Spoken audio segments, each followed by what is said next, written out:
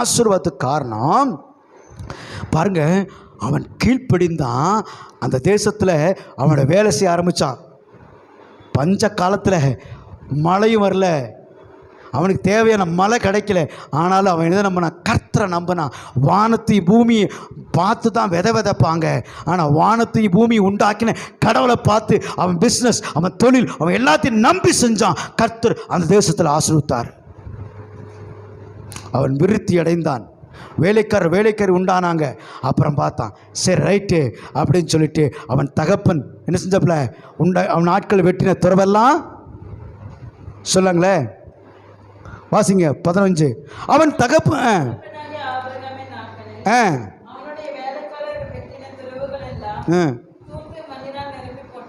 பார்த்தீங்களா, அவங்கள பெருசில் நிரப்பி போட்டிருந்தாங்க. இப்போ என்ன பண்ணுறாங்க இவங்க? 16.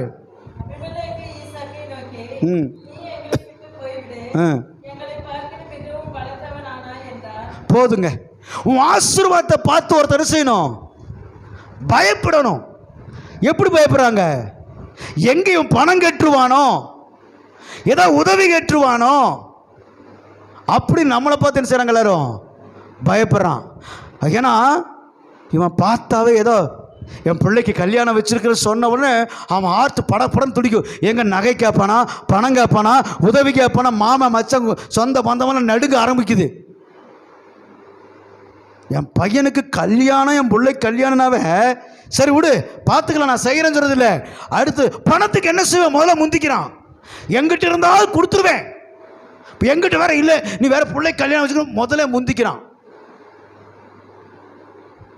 ஆனால் வேதாகமம் சொல்லுது, கர்த்தர் ஆபிரகாமை ஆசீர்வதித்தபடினாலே ஆபிரகாமுடைய வேலைக்காரன் ஈசாக்கை உடைய மனைவியாகிய ரெபேக்காளை அழைத்து கொண்டு வரும்போது வெறுங்கையா அழைச்சிட்டு வந்தானா?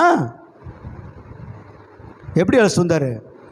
நகையெல்லாம் போட்டு அவன் தம்பிக்கு குடும்பத்துக்கெல்லாம் கொடுத்து அப்படி ஜம்முன்னு கற்ற பிள்ளைக்கு நகை நாட்டு போட்டு கூட்டு வந்தான். இன்றைக்கி எந்த கிறிஸ்தவனாவது ஊழிக்கார நகை போடுற ஊழிக்கார குடும்பத்தை யாராவது பொண்ணுக்கு நகை போட்டு கூட்டு வந்துக்கிறாங்களா?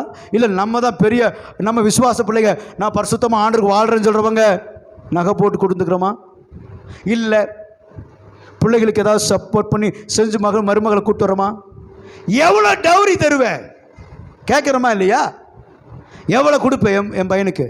என் பையன் இவ்வளோ படிச்சிருக்கிறான், என் பையனை விற்கிற அடமானம் வைக்கிற, இவ்வளோ படிச்சுக்கிறான், என் பையனுக்கு கார் இருக்குது, வீடு இருக்குது. பிள்ளைக்கு கல்யாணம்னா கார் வாங்கி கொடு, வீடு வாங்கி கொடு, இவ்வளோ நகை போடு, கல்யாணம் இங்கே வச்சுக்கலாம், பையனுக்கு இவ்வளோ மோதிரம் போடு, பிரேஸ்லெட் போடு, எல்லாம் எவ்வளோ பொண்ணு வீட்டில் பிடுங்க முடியுமோ அவ்வளோ பிடிங்க. கேட்ட இவன் கிறிஸ்தவன். சர்ச்சில் அவன் தான் கையை தட்டி குட்டிக்காரன் போட்டுருக்கிறான், அந்நிய பாசை பேசிட்டு. கர்த்தரின் சாபம் அவன் மேல் இருக்கிறது என்று கர்த்தர் சொல்லுகிறார். ஈசாக்குடைய ஆசீர்வாதம் என்னன்னா, தன் மனைவிக்கு அவங்க அப்பா நகை போட்டு கட்டி கூட்டு இருந்தாரு. பிள்ளை கூட்டு ரொம்ப நகை போட்டாரு. தாலி கட்ட வேண்டிய அவசியம் இல்லை போலுது, எல்லா நகையும் அவரே போட்டார் தன் மருமகளுக்கு. இன்றைக்கு ஈசாக்குடைய ஆசீர்வாதம், ஆபிரகாமுக்கு வந்த ஆசீர்வாதம் இப்போ ஈசாக்குள்ள நிறைஞ்சிருக்குது. ஈசாப் என்றால் நகைப்புன்னு அர்த்தம். அப்போ ஈசாக்குடைய வேலைக்காரன் அங்கே உள்ளே போகும்போது லாபான் ஒரு வார்த்தை சொல்லி அவனை கூப்பிட்டான். என்ன தெரியுமா? ஈசாக்குடைய ஆபிரகாமுடைய வேலைக்காரன் இப்போ லாபான்கிட்ட வீட்டுக்கு போகும்போது அவன் ஒரு வார்த்தை சொல்லி உள்ளே வாங்க, இங்கே தீவனமெல்லாம் இருக்குங்கிறான். கர்த்தரால் ஆசீர்வதிக்கப்பட்டவரே உள்ளே வாரும். எப்படி? யாருக்கு அந்த அழைப்பு? வேலைக்காரனுக்கு, உன்னோட வேலைக்காரனுக்கு. ஆபிரகாமுடைய வேலைக்காரனை பார்த்து லாபான் சொல்ற, கர்த்தரால் ஆசீர்வதிக்கப்பட்டவர்களே உள்ள வாங்க. நம்ம போகிறோம் ஒரு வீட்டுக்கு, கர்த்தரால் ஆசீர்வதிக்கப்பட்டவங்களே உள்ள வாங்க நான் கூப்பிட்றான். இதுக்கெல்லாம் எதுக்கு வந்துச்சுன்னே தெரியல. போயிருமா? இன்னைக்குள்ள போயிருமா? ஏதாவது போட்டு அனுப்பிவிடு. இன்னைக்கு நிறைய குடும்பங்கள் அப்படி நடக்குதா இல்லையா? பெற்ற தாயை பிள்ளைகளை ஏற்றுக்கொள்ள மாட்டாங்க, பெற்ற தகப்பனை சேர்த்த மாட்டாங்க. ஒவ்வொரு சம்பவங்களும் பார்க்கும்போது வேதனையும் அப்படியே கண்ணீரமாக இருக்குது. காரணம் என்ன? தாய் தகப்பனுக்கு நல்லா கவனிங்க, ஆபிரகாமுடைய தேவன், ஈசாக்கின் தேவன், யாக்கோப்பின் தேவனே ஒவ்வொரு தேவனா சொல்லுவார். காரணம் என்னன்னு கேட்டீங்கன்னா, அவர் மரித்தோருக்கு தேவனாயிராமல் ஜீவனுள்ளவருக்கு தேவனாக்குறாரு. ஆபிரகாம் செத்துட்டாரு, நான் அவன் தேவனா இருந்தப்பா, இப்போ உன்னுடைய தேவன். ஆபிரகாமுடைய ஆசீர்வாதம் ஈசாக்குக்கு எப்படி தொடர்ந்து வந்துச்சு அப்படின்னா, ஈசாக்கு தன் தகப்பனுடைய பேச்சை மீறாதவனாக இருந்தான். ஈசாக்கு ஆபிரகாமுடைய பேச்சை பலிபீடத்தில் கொண்டு கையை கட்டும்போது, எதுக்குப்பா கையை கட்டுற? இருப்பா அவன் சொல்கிறேன். பலிபீடத்தில் கடத்திட்டாங்க. கத்தி ஓங்கும்போது ஈசாக்கு, டேய் நீ அப்பனாடா, எங்கள் அம்மாவுக்கு மட்டும் தெரிஞ்சது மகனை உன்னை ரெண்டாக்கிடுவா அப்படின்னு தான் சொன்னாரா? நீ அப்போவே விடிய காலத்தில் அம்மாவுக்கு தெரியாமல் கூப்பிட்டு வரும்போதே தெரியும், லட்டு வாங்கி தரேன், ஜிலேபி வாங்கி தரேன் கூப்பிட்டு வரும்போதே நினச்சேன்டா, நீ அப்பனாடா அப்படின்னு வாடா அப்பன்னு பேசி முடிஞ்சல ஒரு கட்டை எடுத்து அப்போ மண்டையை உடச்சி அப்பனை கடத்தி, ஆண்டவரே இந்த பலிகளை ஏற்றுக்கொள்ளும் அப்படின்னு அப்பனை படுக்க சொல்லியிருந்திருப்பாங்க. ஈசாக்கு வாய் தராத ஆடை போல பலிக்கு நின்று இருந்தார். அதனால ஈசாக்கு இயேசுக்கு ஒப்பிடுவாங்க, ரெபேக்காளை மணவாட்டிக்கு ஒப்பிடுவாங்க. அங்கே அப்படியே கையை கட்டுறாரு. போகும்போதே கேட்குறான், நெருப்பு இருக்கு, விறகெல்லாம் இருக்கப்பா, எங்கப்பா ஆடுன்னு. பார்த்துக்குவார்ப்பா, கர்த்தர் பார்த்துக்குவார், கர்த்தர் பார்த்துக்குவார் என்று சொன்ன தன் தகப்பனுடைய பேச்சை நம்பி கையை கொடுக்குறான். காலை கட்டும்போது அவனுக்கு தெரிஞ்சிருச்சு. 13 வயசு பையனுக்கு தெரியுது, ஆனால் வாய் திறக்கல. என் தகப்பனுக்கு நன்மை இல்லாமல் தீமை செய்ய மாட்டார். உலக தகப்பன் மேலே ஈசாக்கு நம்பிக்கை வைத்தான். பிதாவாகிய தேவன் மேல் இயேசு கிறிஸ்து வைத்த நம்பிக்கை, விசுவாசம். என்னை மரித்தாலும் எழுப்ப தேவனால் கூடும் என்று விசுவாசித்தான் ஆபிரகாம். என் பையனை வெட்டினாலும் திரும்ப தருவாரு அப்படின்னு அவன் நம்பினான். என் மகனை பலியிட சொல்றாரு, என் மகனை பலியிட்டாலும் ஜீவனோடு திருப்பி தருவாரு அவனுக்கு விசுவாசம். எங்க அப்பா எனக்கு நன்மைதான் செய்வார்னு ஈசாக்கு தகப்பு மேல விசுவாசம். அந்த விசுவாசம் ஆசீர்வாதமாய் மாறுகிறது. சிந்திச்சு பாருங்க. ஆபிரகாம் பலிபீடத்தில் வச்சோன்னு ஈசாக்கு ஒன்றுமே சொல்லலை. அந்த கத்தி ஓங்கும் போதும் கத்தலை. ஆண்டவர் சொன்னார், ஆபிரகாம் நிறுத்துப்பா, உன் விசுவாசத்தை மெச்சினேன். எப்போ பக்தியை எப்போ தெரிஞ்சுக்கிறாரு? கையை ஓங்கி வெட்டும் போதும் தெரிஞ்சுக்கிறாரு. அது மட்டும் அமைதியாக தான் இருந்தார். உன் விசுவாசம் சோதிக்கப்படும். எப்போ? கடைசி நிமிஷம் விழும்புழுந்து கீழே விழுக போற நிமிஷம் மட்டும் பார்த்துட்டே இருப்பார். நம்பிக்கையா இருக்கிறியா? எம்எல் நம்பிக்கையா இருக்கிறியா? எல்லாம் இழந்து நீ அரெஸ்ட் ஆக போற, இல்ல ஒரு பிரச்சனை மாட்ட போற, ஏதோ ஒரு காரியம் ஆக போகுது, அந்த விரும்பிலும் கர்த்தனை காப்பா ரட்சிப்பா நம்புறியா? அதான் விசுவாசம். கர்த்தனை விடுதலாக்கிடுவாரு, கர்த்தனை சுகமாக்கிடுவாரு, கர்த்தனை காப்பாற்றுவாரு, கர்த்தனை உயர்த்துவார். அந்த விளிம்பில் விசுவாசம் வைக்கும் போது, அவருக்கு நீ கீழ்ப்படியும் போது கர்த்தனை ஆசீர்வதிக்கிறார். ஆபிரகாம் ஆசீர்வதிச்சு ஆபிரகாமுடைய வேலைக்காரன் போய் சொன்னா, என்னுடைய எஜமான் சீமானா இருக்கிறாரு. நம்மளை பார்த்து எங்க சர்ச்சுக்கு வரவங்க இவங்க மல்டி மில்லியனா இருக்கிறாங்க, கோடீஸ்வரனா இருக்கிறாங்க, லட்சாதிபதியாக இருக்காங்க சொல்றோமா பிரதர்? அவங்க எப்படி? அவங்கள பஞ்சப்பாடு பாடிட்டு இருக்கிறாங்க, நீங்கள் வேறங்க. என்ன சொல்கிறது? அந்த குடும்பம் அவ்வளோ கஷ்டப்படுதுங்க. புரியுதா உங்களுக்கு? நம்ம அப்படி தானே சொல்கிறோம். பிரதர் சர்ச்சு விசுவாசி பேசுகிறாங்க, சிஸ்டர் அந்த சிஸ்டர் எப்படி வசதியாக இருப்பாங்களா? அப்படி பரவாயில்லன்னா பாவம் பிரதர், அவங்க ரொம்ப கஷ்டப்படுறாங்க, அந்த குடும்பம் அப்படி சூப்பராக இருக்கிறாங்க, அவங்க 10 பேர் குடும்பங்களுக்கு ஏழை இளைஞர்களுக்கு உதவி செய்கிறாங்க. அப்படி சொல்கிற மாதிரி இருக்கிறோமா? ஏன் இல்லை? கீழ்ப்பிடிதல் நம்மகிட்ட இல்லை. அநேக தேவ பிள்ளைகள் இன்னைக்கு அநேக கீழ்ப்பிடுறாங்க. நான் ஒரு பெரிய கோயம்புத்தூரில் ஒரு மில் ஓனர், பேர் சொல்ல விரும்பலை, ஒரு மில் ஓனரோட வீட்டுக்கு போயிருந்தேன். நல்ல வசதியானவங்க.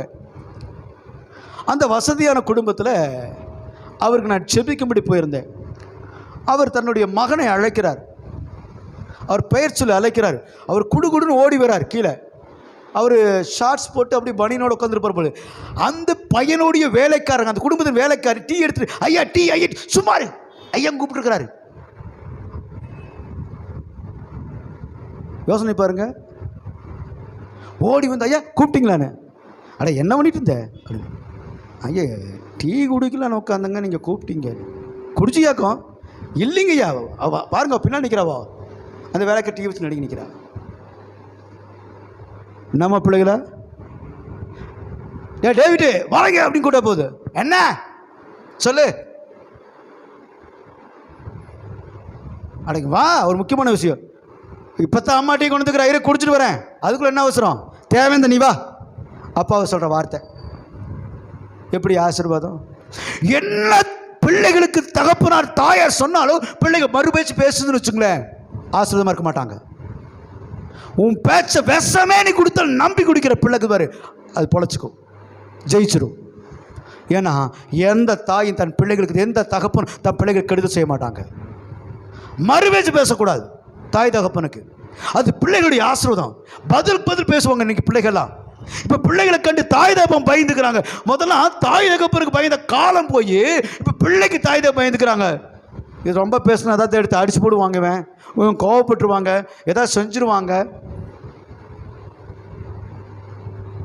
இருக்கா இல்லையா? இந்த ஈசாக்கு தன் தகப்பனுக்கு கீழ்ப்படிந்தனாலே கர்த்தர் அவனோடு இருந்தார். உன் பிள்ளைகளோட ஆண்டவர் இருக்குன்னா உன் பிள்ளைகளை பக்தியில வளர்த்து, கர்த்தருக்குள்ள வளர்த்து, ஈசாக்க பலிபீடத்துல வைக்கும் போது அவன் அமைதியா இருந்த போது உன் பிள்ளைகள் தேவ சொன்னதை அமைதியா இருந்து கற்றுக்கொள்ளணும். சர்ச்சுக்கு வா போ, நான் வரல, சரி வீட்டில் இரு அப்படின்னு இவங்க போயிடுறாங்க. சுனாமி வருது, தண்ணி வீடு சுற்றி வந்துருச்சு. மகனே வாடா, நீ போயிட்டு போயிடுறேன்னு சொல்லுவானா?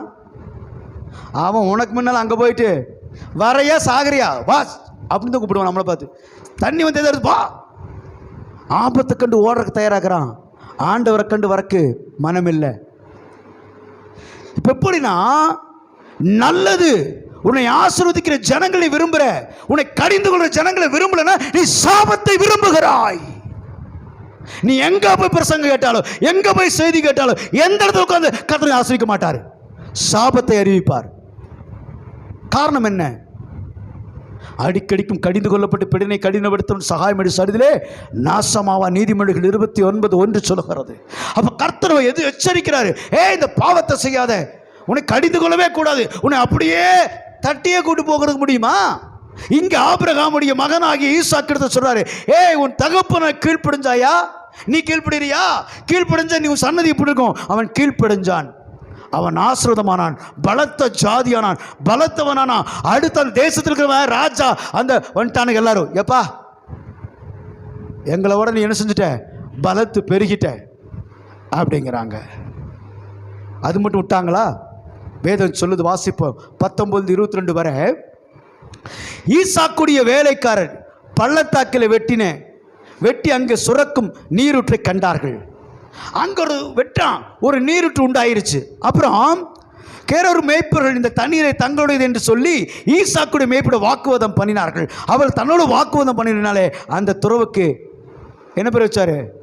ஏசேக்கு என்று பேரிட்டான். ஒரு துறவை வெட்டானுங்க, அவனுக்கு வந்துட்டானுங்க, இது எங்க துறவுடா? ஆனால் அது ஆபிரகாம் வெட்டின துறவு. கிணறு தெரியுமா உங்களுக்கு? அந்த கிணறை நோண்டுறாங்க, அடைச்சிருக்கும்ல கிணறு, அதில் நோண்டி மறுபடியும் தண்ணி வந்தோன்னு சொல்லிட்டான், இது எங்களுதுன்ட்டான். சரி பார்த்தார் ஈசாக்கு, அது ஏசாக்குன்னு பேர் சுட்டார். வேற துறை வெட்டினார்கள். அப்புறம்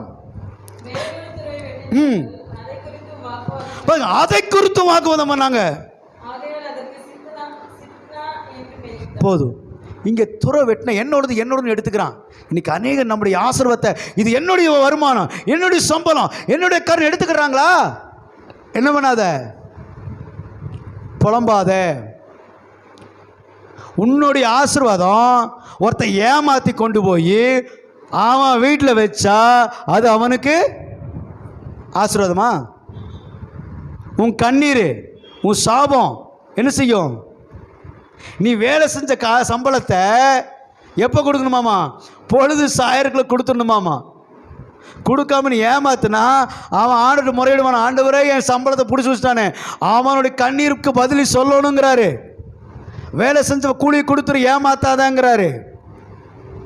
இன்னைக்கு அநேக வேளையில் நம்முடைய வருமானங்கள் பிடிக்கப்பட்டு போல, துறவு நோண்டி தண்ணி எடுக்கும்போது என்ன வருது போல, நம்ம சம்பாரிச்ச சம்பளத்தை பிடுங்கிட்டாங்களா, வருமானத்தை ஏமாற்றி வஞ்சித்து வச்சுக்கிட்டாங்களா, கவலைப்படாத, மறுபடியும் செய்ய. அப்புறம் அவ்விடம் விட்டு பெயர்ந்து போய் வேறு துறை வெட்டினார்கள். அதை குறித்து அவர்கள் வாக்குவாதம் பண்ணவில்லை. அப்பொழுது அவன், நம் தேசத்தில் பலுகும்படி கர்த்தர் நமக்கு இடம் உண்டாக்கினார் என்று சொல்லி அதற்கு என்ன வச்சாரு, ரெகபோத்னு. அப்படின்னு என்ன அர்த்தம்? பலுகி பெருகிறதுன்னு அர்த்தம். அப்போ ஆசீர்வாதம் பலுகி பெருகணும்னா, ஆசீர்வாதம் நீ ஆசீர்வாதத்தை மாறணும்னா என்ன செய்யணும்? கடவுளுக்கு கீழ்ப்படியணும். பிள்ளைகளை கர்த்தருக்குள்ள, அப்பதான் பிள்ளைகள் நல்லா இருக்கும். நீ சம்பாரிச்சு நல்ல பரிசுத்தம் வாழ்ந்து உன் பிள்ளைகளை பரிசுத்தம் வாழ்த்துனா உன் ஆசீர்வாதத்தை பிள்ளைகள் தின்னு அழித்து விடுவார்கள், விரயமாக்கி அழித்து விடுவார்கள். உன் ஆசீர்வாதத்தை அவர்கள் அழித்து விடுவார்கள் பிள்ளைகள். ஏன்னா அவர்களுக்கு அந்த ஆசீர்வாதம் இல்லை. பிதாக்களின் ஆசீர்வாதம் பிள்ளைகளுக்கு. அப்ப பிள்ளைகளுக்கு கீழ்ப்படிந்த ஆசீர்வாதம் வரும். கீழ்ப்படிய பிள்ளைகளுக்கு ஆசை வராது, அதை தின்னு தீத்திரமா அழிச்சிருவான். அப்ப பிதாக்களுடைய ஆசீர்வாதம், தாய் தகப்பனுடைய ஆசீர்வாதம் வரணும்னா பிள்ளைகள் கடவுள் கீழ்ப்படியணும். கடவுள்னா யாரு? வானத்தையும் பூமி உண்டாக்குனது கடவுள். கண்டதெல்லாம் கடவுள் கிடையாது, ஏமாந்து போயிடக்கூடாது. வானத்தையும் பூமி உண்டாக்கி மனுஷனை படைச்சவர் மட்டும் தான் கடவுள். நம்ம எல்லாத்தையும் கடவுள் வச்சு போயிடக்கூடாது. ஏன்னா ஒருத்தன் உதாரணத்துக்கு ஒரு மிருகத்தை பார்த்து என்ன செய்யறான்? கடவுளுங்கிறான். ஒருத்தன் மாட்டை கடவுளுங்கிறான், அதை வெட்டி போட்டுறானுங்க. பாம்பை கடவுளுங்கிறான். ஐயோ, பின்னால் நம்ம ஆளுங்க உட்காந்துக்கிறாங்களா? சரி, கருத்து நல்லவர். பாம்பை கடவுளுங்கிறான். வந்த வீட்டை வச்சு பெட்டிகளை வச்சு பீராவை வச்சு காப்பாற்றலாம் இல்லை, தடி எடுத்து அடிச்சு போடுறானா சாமிவே. ஏன்? சாமி தானே. சில வந்து மூத்திரத்தை குடிங்கிறான். என்ன மனுஷனுகள் சாணி திங்கிறானுங்க. எதை கழிவுகளை வெளியே தள்ளுமோ அதை உட்கொள்றானா அவன் யாரு? அசுத்தத்தை நாய் சாப்பிடுமா? அப்போ நீ யாரு? நாய் கண்டது திங்கிறது. கடவுள் நாயா படைக்கல, யாரா படைச்சாரு? மனுஷனா படைச்சாரு. அப்போ தேவன் அந்த மனுஷனை வாழ்வதற்கு ஆசீர்வாதத்தை கொடுக்கிறாரு. அப்போ பிள்ளைக வேதம் சொல்லுது, மனுஷர் அறிவில்லாதனாலே மிருக குணமானார்கள். மிருகம் கண்டதை திங்கிறது போல மனுஷன் அறிவில்லாதனால மிருக குணமாயிட்டான். அவன் அதை தான் தின்னுவான். அப்போ நம்முடைய பிள்ளைகள் எப்படி இருக்கிறாங்க? உச்சிதமான கோதுமையை சாப்பிட்றாங்களா? உச்சிதமான ஆசனம் சாப்பிடாம பட்டும் கஷ்டப்பட்டு சாப்பிட்றாங்கன்னு சொன்னால் அவங்க தேவனுக்கு, அதான் வேதம் சொல்லுது, கர்த்தரை தேடுவதற்கு ஒரு நன்மையும் குறைபடாது. அவன் திருப்தியாக இருப்பான். ஆண்டவர் கண்மலை தேனினால் பூசிப்பங்கிற நல்ல உணவு, நல்ல உடை, நல்ல வாழ்க்கை வாழணும்னா ஜீசஸ் கிரைஸ்ட், இயேசு கிறிஸ்து மட்டும்தான் அந்த வாழ்க்கை தர முடியும். உன் வாழ்க்கை சமாதானத்தோடு, சந்தோஷத்தோடு, நிம்மதியோடு, பரிசுத்தோடு, ஆசீர்வாதத்தோடு, நல்ல மேன்மையோடு, கௌரவத்தோடு வாழணும். படித்த ஒரு நீட்டா நாகரிகமான ஒரு வாழ்க்கை வாழ வேண்டுமானால் நீ இயேசுவை தெரிந்து கொள்ள வேண்டும். இயேசுவை தெரிந்து கொள்ளும் போதுதான் உன் வாழ்க்கை அழகரிக்கப்படும், உன் வாழ்க்கை அழகா இருக்கும். காரணம், அன்றைக்கு வந்த மிஷினரிகள்லாம் கல்வி கொடுத்தாங்க, ஆஸ்பத்திரி திறந்தாங்கன்னா பிஸ்னஸ்கள்ல. எதுக்கு? கல்வி நானும் அறிவை கொடுக்கும். எதை சாப்பிடணும், எதை சாப்பிடக்கூடாது, எதை செய்யணும், எதை செய்யக்கூடாது, கல்வி நானும். நீ வாழும்போது மருத்துவ ரீதியாக படிப்பே கொடுத்தாங்கன்னா மருத்துவத்தை படித்து நல்ல வாழ்க்கை வாழு, சுகாதாரமாறு, சுத்தமாறு, நாகரிகமாயிரு சொல்லி கொடுத்தாங்க மிஷினரிகள். மதமாற்ற வரவில்லை, மனமாற்ற வந்தார்கள். மனிதனை வாழ வைக்க வந்தார்கள். மிருகமாயிருந்த மனிதனை மனிதனாக்க வந்தார்கள். மனிதன் அளவினால மிருகமானா. இங்க பார்க்கும்போது இந்த ஆபிரகாமுடைய குமாரனாக ஈசாக்கு விருத்தடையை பார்த்த பொறாம்பறான். ஐயோ, இவன் இப்படி ஆயிட்டான்னு சொல்லி, டேய் அவன் ஆசீர்வாத தலைவனங்கடான்னு சொல்லி அந்த நீருட்டெல்லாம் மூணா, தண்ணியில் ஆடு மாடு செத்து போயிருன்னு சொல்லி நீருட்டை மூணாங்க. அவன் பாட்டுக்கு வெற்ற குழி பூரா என்னாச்சு?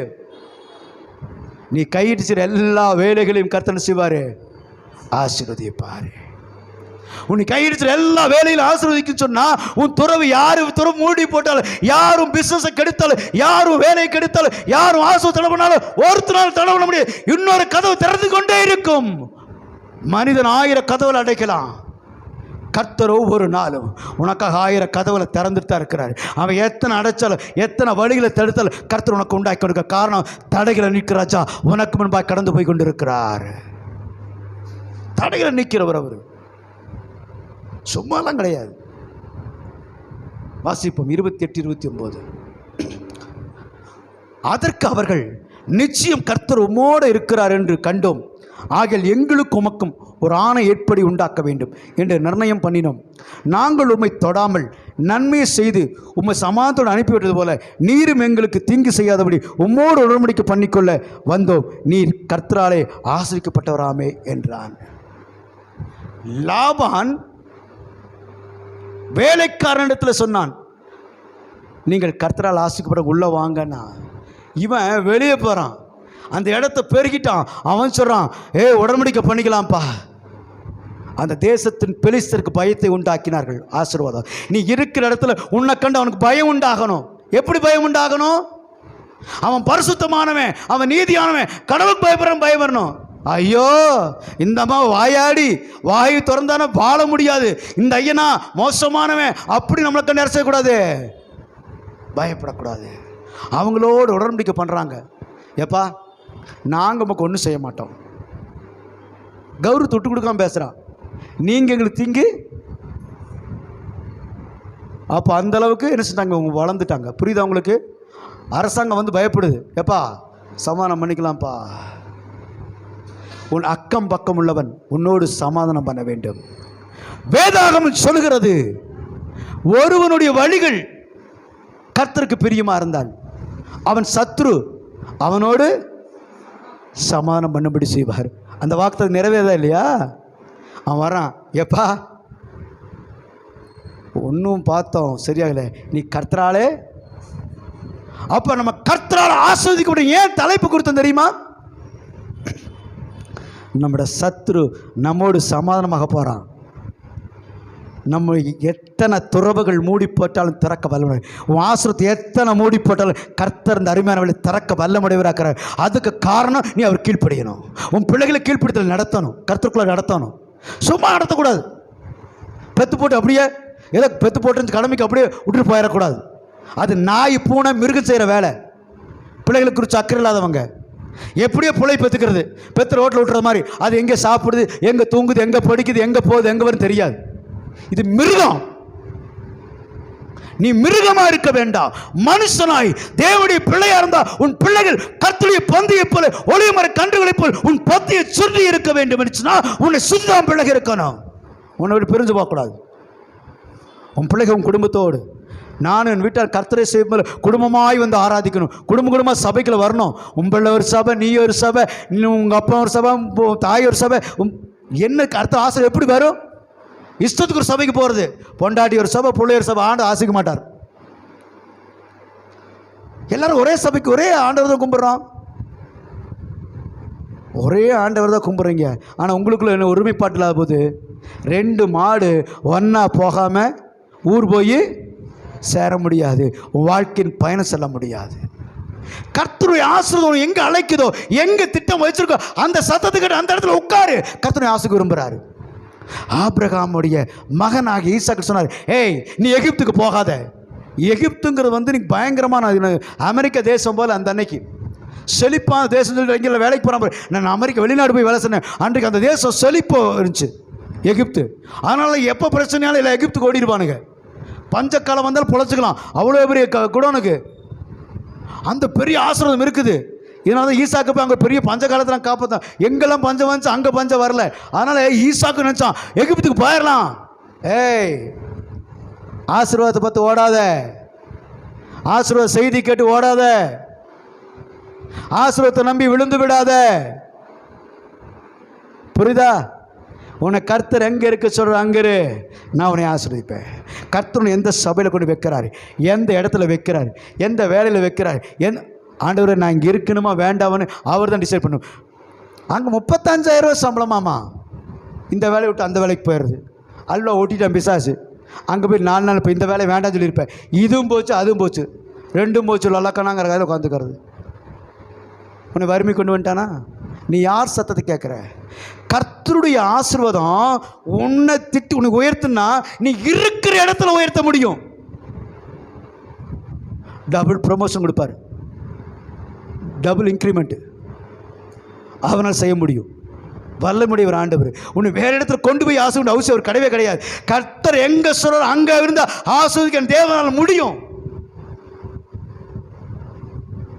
நீ ஆசீர்வாதத்தை நம்பி ஓடாத, பெருமையான இதை பார்த்து ஓடாத. கர்த்தருடைய சத்தத்தை கேட்டு ஓடு, கர்த்தருடைய வார்த்தை கேட்டு வாழு. கர்த்தருடைய சத்தம் என்ன சொல்லுது? கர்த்தருடைய கட்டளை கேட்டு வாழ ஆரம்பி. ஆசீர்வாதம் உனக்கு நாய்க்குட்டி பின்னால் வரும். நீ ஆசீர்வாதம் தேடி ஓட வேண்டிய அவசியம் இல்லை.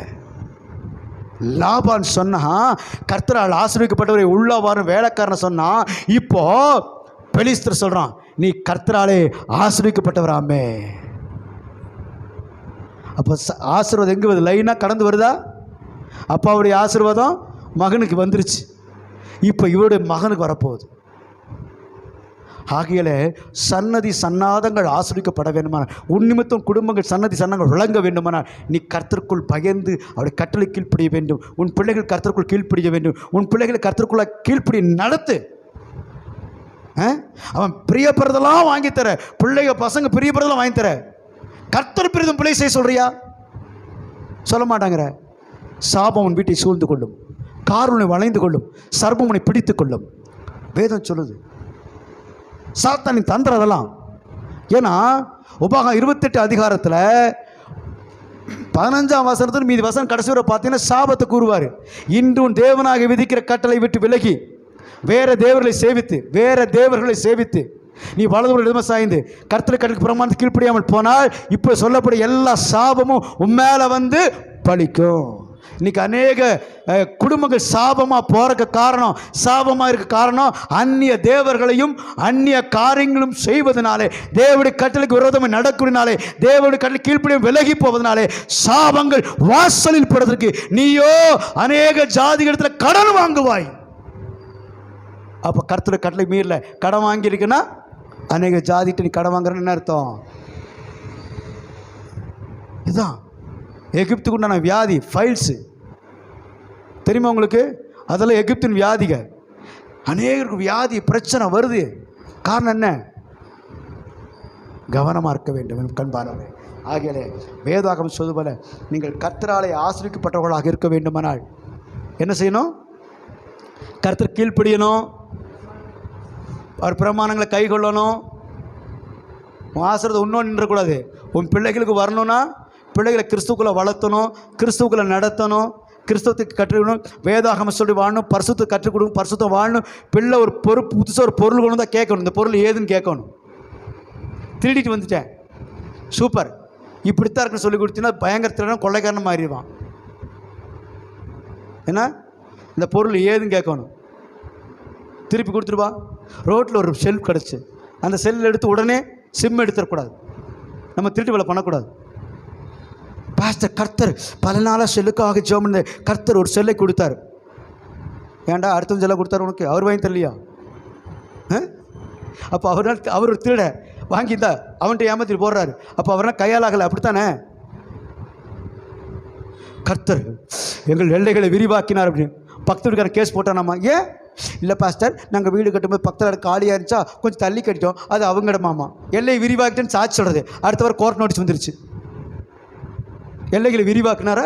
நீயே விரிவாக்கிட்டு உபத்திரத்தை வருவித்து கொண்டு ஆண்டவரேனா என்ன? கண்பானவர்களே, ஆகிய கவனமாக இருங்க. காண்கிற தேவன் நம்ம என்ன செய்கிறோம் எல்லாத்தையும் காண்கிறார். சில நேரத்தில் நம்ம பிரசங்கம் வைக்கிற நம்ம தூங்குவோம் தெரியுமா, அதையும் காண்கிறாரு. கேட்டே இருப்பான், அப்படியே தூங்குவான், அதையும் காண்கிறார். எல்லாத்தையும் காண்கிறவர். எங்கள் காரியம் சொல்கிறேன், எனக்கு தெரிஞ்சவர். எல்லோரும் அந்த காலத்தில் உண்டி எடுத்துகிட்டு வருவாங்க சர்ச்சில் லைனாக. நான் அதனால தான் அந்த உண்டி எடுக்க நிறுத்திட்டேன். ஏன்னா எல்லோரும் காணிக்க போடுறதுக்கு இப்படி கையில் போட்டு போனேன். ஒரு குடும்பத்துக்கு காசு இல்லை, வெக்கமாயிருச்சு, என்ன பண்ணுறதுனே தெரியல, வெறும் கையை அப்படி போட்டு எடுத்தாங்களாம். கர்த்தரை ஒரு நாள் அவங்க கூட சொன்னாரா, நீ வெறுங்கையாக போட்டது எனக்கு தெரியும், நாட்கள் வரும் உன் கைகளை நிரப்புவேன்னு சொன்னாராம். பல நாட்களுக்கு கழித்து அவங்க பேகை நிறைய ஒரு பேக் எடுத்துகிட்டு வந்தாங்களா, காணிக்க எடுத்துகிட்டு வரும்போது அவங்க கையில் ஒப்படைச்சிட்டாங்களா, இதை எடுத்துகிட்டு போங்க அப்படின்னு. அங்கே பிரித்து பார்த்தா அவ்வளோ பணமாமா. ஏன் இவ்வளோ பணம்?